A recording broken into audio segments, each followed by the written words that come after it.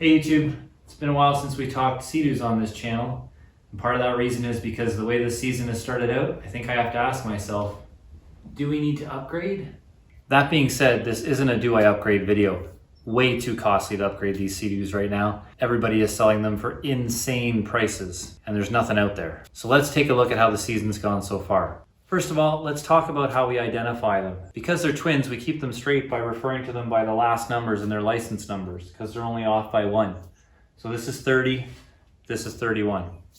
I know it's not very creative, but it's the only way to tell them apart. In our last video, we ended up having to tow this guy, number 30, back due to an overheated engine. When we got back to the shop, we found out that it was an unattached coolant hose, one that I was responsible for. This is 31. And it's the one that's had the full engine rebuild, and it did a great job towing that one back last week. We fixed up that coolant hose, repaired the front molding on this guy, and did a once over on both of them, and then we were ready to go to do another water test. However, fast forward to this past weekend, here's how it went. So we're out on the water, just cruising out to the bay here. We'll see how it goes. So far everything's running well, nobody's beeping, and things started up good. So she's windy though.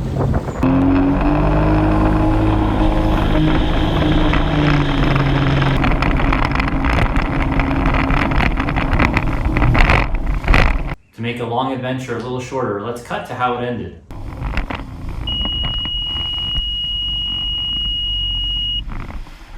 Well, we lasted about 5 minutes and now she won't start. I'm stuck on the water. So they're out for a bit of a boot. We're gonna come on back if I need them, I guess. I ended up stranding myself and another rider who offered to tow me back in the bay for about an hour. Didn't really think that through when I sent them along their way to go have some fun. It's funny how cell phones and Apple Watches don't really function when you're on a Seadoo in the middle of Lake Ontario.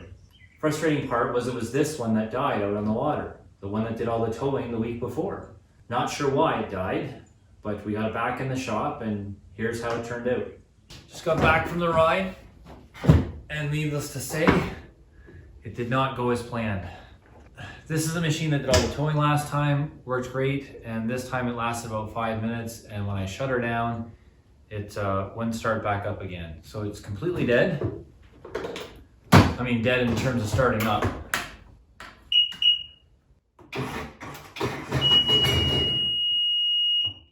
Well, it was gonna start there, but I'm seeing we're also out of coolant. Not sure why that is the case. It doesn't look like it's all in the hull.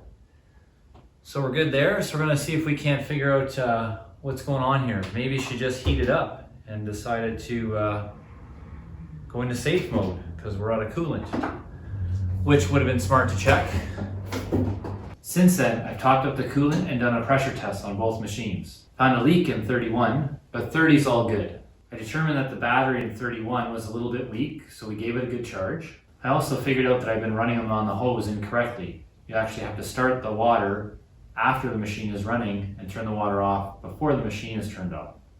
And after all that, 31 seems to be running fine, and now 30 is giving us an oil issue. Over 3,000 RPMs, goes into limp mode. This oil issue has been an ongoing thing with both these machines for the last couple of years. I thought the rebuild of the engines would get rid of it.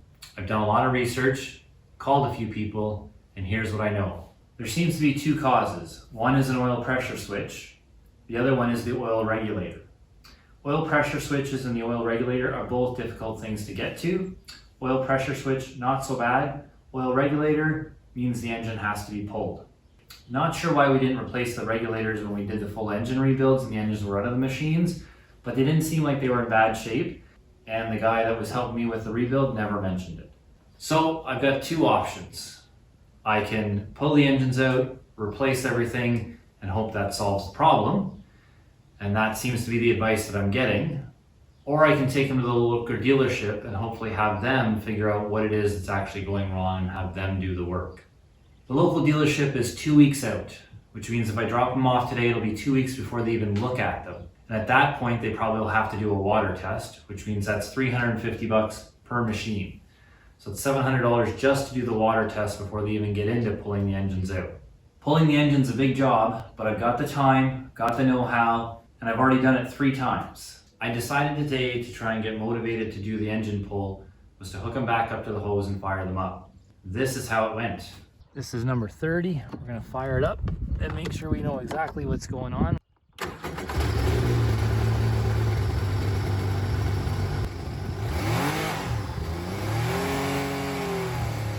So this is 31. Let's see what happens with it.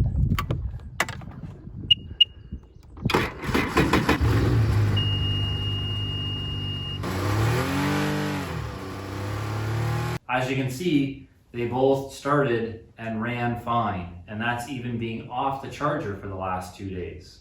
So at this point, we could either put them in the water and see what happens, or we can start pulling the engines and doing the work. What I am gonna do is I'm heading to the dealership tomorrow to pick up the parts and have a good conversation with a technician about what I should do next. So if you're interested in seeing where this ride takes us, make sure to click that subscribe and notification bell, and I'll let you know when we're back at it. So we'll either be on the water enjoying the machines, or we'll be in the shop pulling the engines out. Once again, this is Greg Sinti for Along for the Ride, and we'll see you on the next one.